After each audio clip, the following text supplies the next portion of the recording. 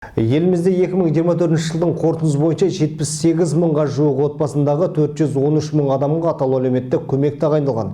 Ал Мақтаарал ауданында өткен жылдың қорытындысы бойынша 1190 отбасындағы 7298 адамға атаулы әлеуметтік көмек тағайындалған.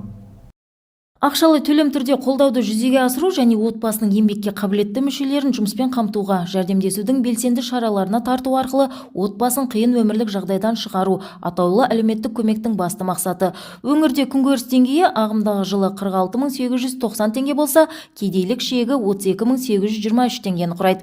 Аталған қаржы отбасының немесе жеке адамның әлеуметтік жағдайына байланысты шартты және шартсыз түрде беріледі.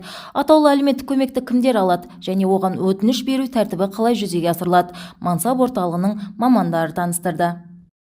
Халыққа бізден де жалпылама қазір мысал ретінде түсіндіріп өтетін болсақ, егер отбасында жаңағы 5 адам болып, оның екеуі ата-анасы, қалған 3 бала-шағасы болатын болса, егер анасы және отбасының бір мүшесі 3 жасқа толмаған бала күтімінде болса, оған ешқандай жұмысқа жолдау шаралары жүргізілмейді.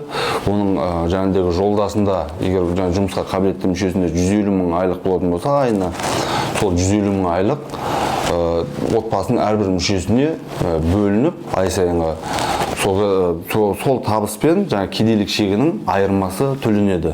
Атаулы әлеуметтік көмекке өтініш беру тәртібі қазіргі уақытта 3 жағдайда беруге болады. Бірінші жағдайда электронды үкімет порталы арқылы өзі үйінде отырып та өтініш білдіреді.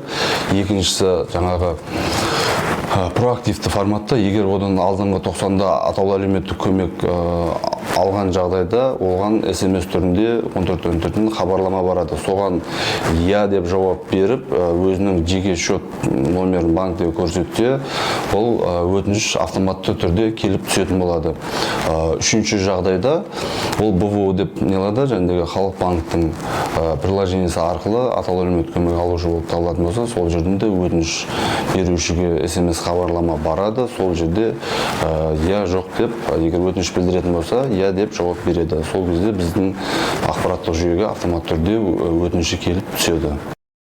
Жыл басынан бері Мансап орталығына атаулы әлеуметтік көмекті алуға 600 өтініш келіп түсіп, 159 отбасыға шартты, 46 отбасыға шартсыз атаулы әлеуметтік көмек тағайындалған.